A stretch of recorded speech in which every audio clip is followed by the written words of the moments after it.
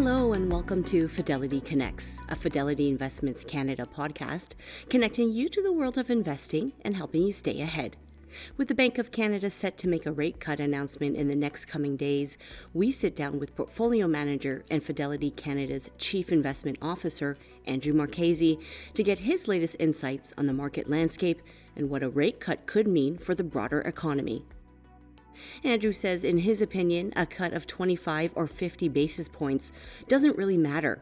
What concerns him is what a cut would signal to the market. Andrew says when you get into these rate cut cycles, it's really about making sure that central bank reaction matches the economic backdrop. Most importantly, Andrew notes the fate of the economy could probably be determined by one macroeconomic metric, and that's unemployment. That's why you saw a dip in the market in August when the U.S. reported higher unemployment numbers. For him, he's concerned about the speed and the magnitude by which central banks cut. He also says we should be less concerned about a potential recession and be more mindful of possible leadership changes going into 2025 and what that means from a market perspective. This podcast was recorded on September 3rd, 2024. Let's begin with 50 versus 25 because we are on the cusp of all of these different decisions by central banks around the world. Does anyone need a 50? Does anyone need a 25 basis point cut? My personal opinion is no, nobody needs a 50. I think if we were to get one, I think my concern would be what is that signaling to the market? In other words, is the economic situation a lot worse than what we perceive it to be? So that could really kind of ruffle markets because it could look kind of panicky. As I said, I don't think that's in the cards. The consensus is it's not in the cards. So when you get into these rate cut cycles, it's really about making sure that central bank reaction matches kind of the economic backdrop. If you get into a scenario where central banks appear to be behind the curve, the markets that's when you get into trouble with the market. Are we behind the curve? Some would argue yes. I mean, some would argue the fact that real rates are meaningfully above the natural rate of interest and have been above the natural rate of interest for some time. What that translates into is a very tight monetary backdrop, which constrains an economy. I said back in January, I said it again in April, the fate of the economy could probably be determined by one macroeconomic metric, and that's unemployment. We saw unemployment in the U.S. kind of gap up in early August, and that's what kind of caused the volatility that we saw in the first couple of days. Subsequently, there were other bits of economic data that seemed to quell the market's fears, but that's the one that's going to determine how central banks, and in this case, the Federal Reserve, reacts. And that's almost an admission that if unemployment were to get worse, the correlation would be then the profits would get worse. And therefore, the central bank would then be in a reactionary phase and cut rates. What it really means, I think, for the fate of the market is it's the speed and the magnitude by which they cut. So, which is sort of why I was asking the 50 basis point, because as you say, that would create potentially a little bit of a panicky situation. What is the bigger risk right now? We'll start sort of with Canada. We'll flip back and forth, obviously, to get your master's in business perspective on all of this. But in Canada, what is the bigger risk, recession or inflation? Recession. I still don't think it's a highly probable scenario. Okay. But we did see in August, I think when the unemployment data got worse in both Canada and the U.S., I think the consensus out there for the market was, if you look at those who may have been saying that there was a 25% chance of a recession, they took their numbers up to maybe 30 or 35%. That was the kind of consensus if you went around to a lot of the bulge bracket firms in the U.S. But the takeaway is it's still below 50. So I think one would think that economic data should still weaken a little bit, but from an investing perspective, corporate profits have actually been very good. There's been a slight disconnect between the state of the North American economy and the robustness of corporate profits. Can I ask you about that? Because it's a sentiment question. Right. There is a gloominess. Yeah. But then we see earnings and they're fine. Yes. So what is that? I mean, often the economy and the stock market are not as they don't skip in time in the same way. But is that all it is? I think there's a lot of things kind of going into it. One is still kind of a post-COVID hangover that's affecting some businesses, and you're not operating on kind of a normal steady state. There's still some catch up in certain industries. I think margins have been handled quite well by a lot of companies, so that helps the the profit backdrop. I think in the early cycle, those companies have not been fine, and those are the ones most impacted by consumer spending. So when you're saying sentiment directly feeds into how does the consumer feel? Well, if we look at some of the results from a lot of the U.S. Early cycle stocks, they haven't been great. Now, if you look at some more of the later cycle stuff, it's been good. The two best sectors in Canada have been energy and materials. Gold has done very well. This is sort of typical late cycle. Yeah. Utilities in the U.S. have done exceedingly well. So it feels kind of like, and I said this back in April as well, it feels like a prolongation of the late cycle. We didn't get the cuts that the market was expecting because the economy was generally a little bit better than most were expecting. And so they got pushed out, and that meant that late cycle trade got prolonged. And that's why I think you've seen those sectors that I just alluded to do pretty well this year. Yeah. And do we have to, I mean, if it's late cycle, does that mean that a recession has to come for us to get to the next thing? Some we just get the soft landing and we're okay. Yeah, we don't need a recession. I think in this backdrop, it's hard to kind of think about where we've come from, where we could be going, and you look at the spectrum of outcomes that are before us. It's hard to create one that's really draconian. So I think, while things might that's good. Yeah, and I think while things may weaken economically, and that's fine. It appears that central banks are on the scene, right? So this isn't, I think the market has been told, and communication by central banks has been very strong, that there's a safety net coming. So I think what you just have to be mindful of is possibly leadership changes as we go into 2025 from a market perspective. And as always, just making sure that what you forecasted from a profit and cash flow perspective and looking at from a valuation perspective makes sense for holdings in your portfolio. I'd be more worried about that than I would be saying, are we going to get between now and then 6 interest rate cuts out of the US or 8? To me, that matters a little bit less than what we're actually focusing in on a bottom-up fundamental basis at a company idiosyncratic level. Okay, so let's say there are leadership changes, there are reactions. Some of the things would still be intact. For instance, we seem to be in an easing cycle. Yeah. That's probably not going to change. I mean, again, pace, magnitude, but that would probably be the backdrop, which essentially means a Fed put. This is what people are talking about, this Fed put. There's room to be risky for those that can stomach it because there's a backdrop, there's a safety net. Yeah, and that's in both countries in theory. I agree with that, and that's why I said I'm more concerned about leadership changes and looking at stocks that have not performed well, particularly those in the early cycle. If you were to go back, you weren't talking about elections. You're talking about leadership.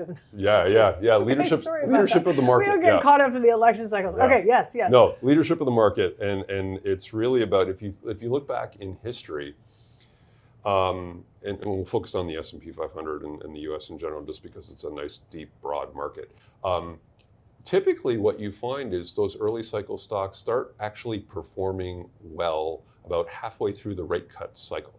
So if you had a crystal ball and you said, well, the Federal Reserve is going to cut 6 times between now and the end of when they're cut, whatever that may be, historically, using that as if the past is prologue, you would want to start buying after the third cut. You would and hopefully those stocks are actually sufficiently cheap too. That would be the normal playbook.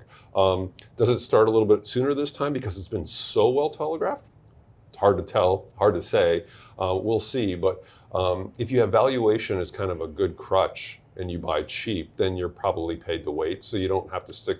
You don't have to really get through the mental gymnastics in your head and go, well, should I buy the 4th cut or the 3rd cut? You should probably already be there and just wait it out as long as you've done your homework on the security. And I think that's what RPMs are trying to figure out for those stocks that have not performed well.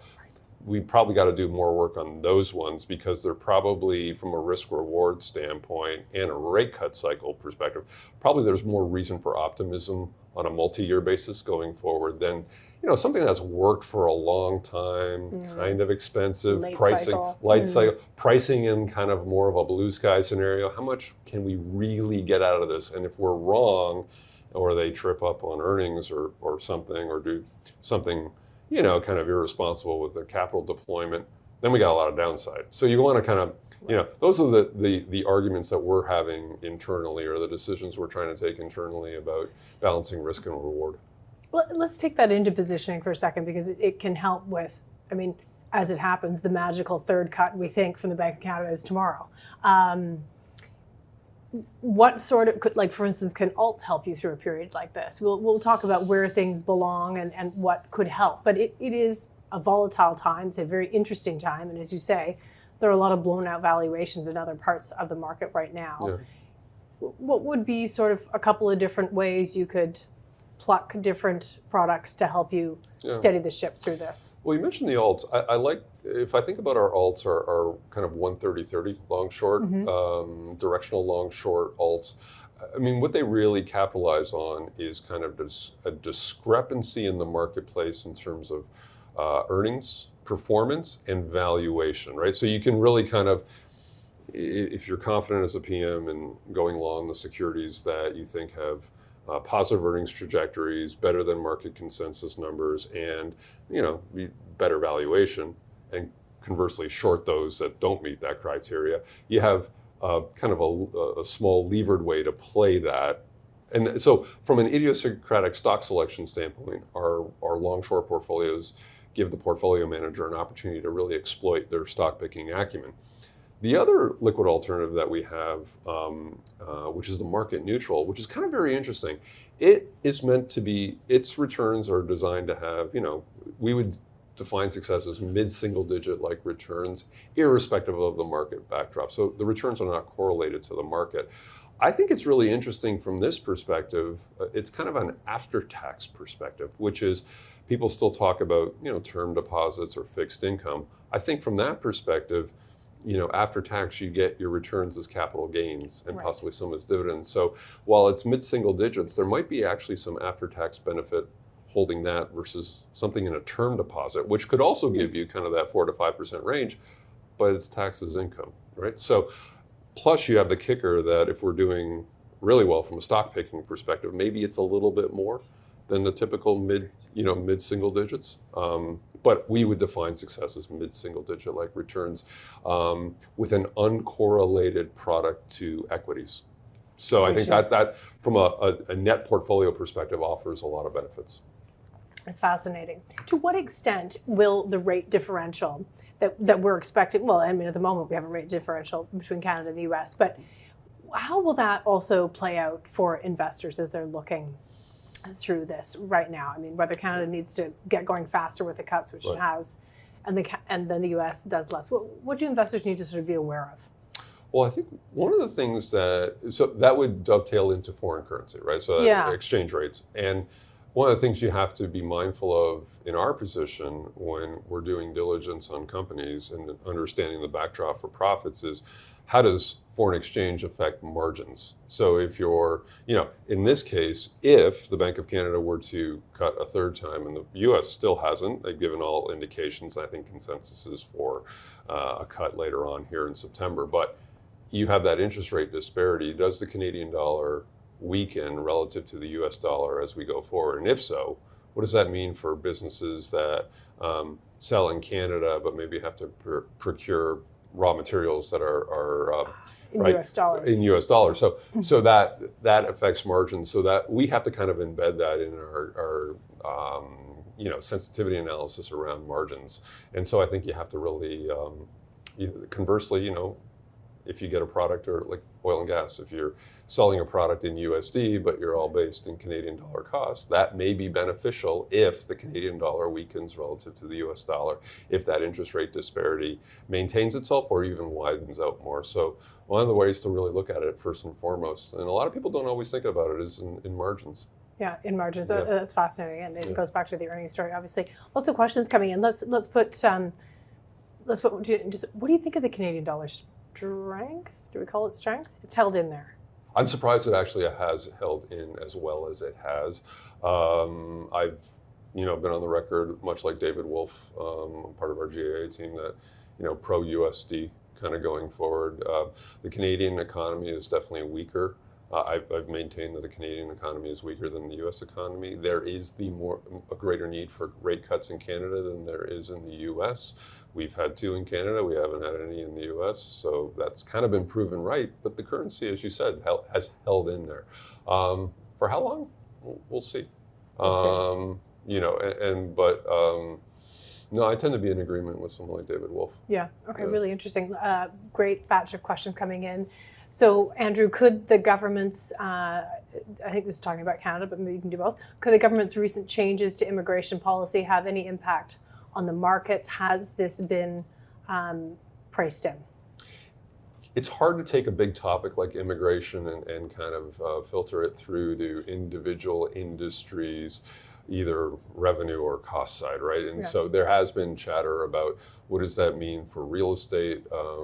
What does it mean for telecom services and just like mobile plans and stuff like that? So it's really hard to it is either a headwind or a tailwind, but to quantify it is actually a big challenge. So you do your bottom up work and then you kind of come to your conclusion on outlook or a forecast for revenue.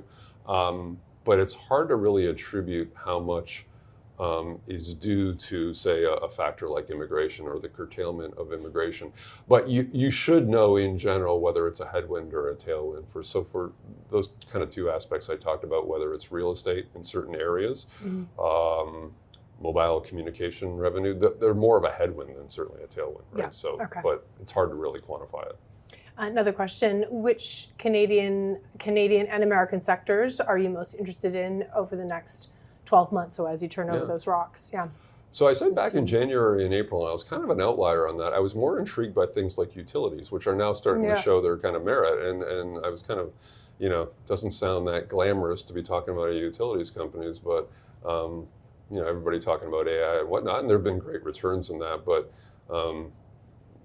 I thought the better risk reward lied in some of those things that were being forgotten about, like staples and utilities. And as we move through the rate cut cycle, what I'm more interested in now are things that haven't worked, and a lot of those are in consumer discretionary. We're talking about a weak consumer almost daily, or a weakening consumer. That's probably a better way to say it. Due to mortgages? Is that basically due to debt burden, due to fear about, maybe you're a little concerned about your job, right? So you curtail your spending.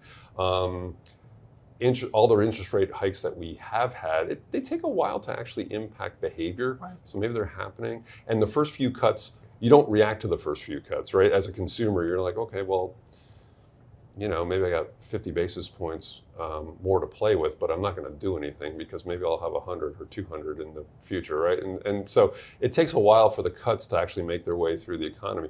But what that means for investing is I'm more intrigued by the early cycle discretionary names, particularly if those stocks have really felt the effect of negative earnings revisions, right, or negative revenue revisions, companies that have lowered guidance going into next year.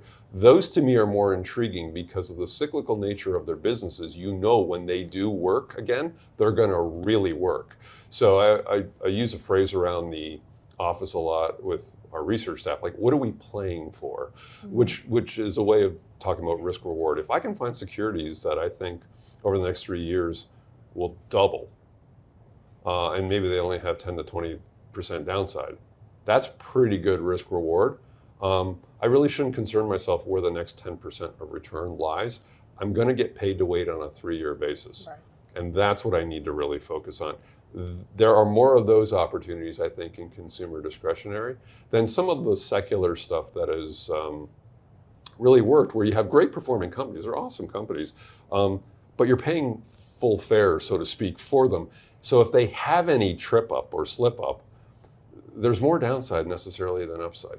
Really interesting. Well, let's just stick with some of those secular trends, because a lot of it is the AI story. Yeah. How does Canada play that really meaningfully? I mean, we talked a lot about the infrastructure build out of AI. Do we provide all those resources for that build out? Is that how we take part? There's definitely a power consumption angle to all of this through data centers and whatnot. So I think that's part of the reason why you've seen U.S. utilities, both not only from an earnings perspective work well, but from a multiple expansion perspective, and they have rate cuts working for them too. So you have kind of the trifecta of reasons why the stocks are working well. That power consumption angle is going to continue to be a theme, kind of a second derivative type of theme going forward. Obviously, you get less leverage with that theme than you would for somebody who manufactures chips, like the whole semiconductor industry. We're a bit behind to get there. Yeah, but so there's not a direct way to play it in Canada per se, but to the extent that you have a Canadian utility company that has assets in the US that feed into that data center thesis, that's part of it. Natural gas needs to be, going into some of these utility companies. That the basin's been opened up. Who distributes it? Look Pipeline into that, companies. right? Yeah. So look into that kind of stuff. But on a direct basis, it's hard to talk about it in Canada. Yeah. When you talk about the consumer, just jump back to the consumer.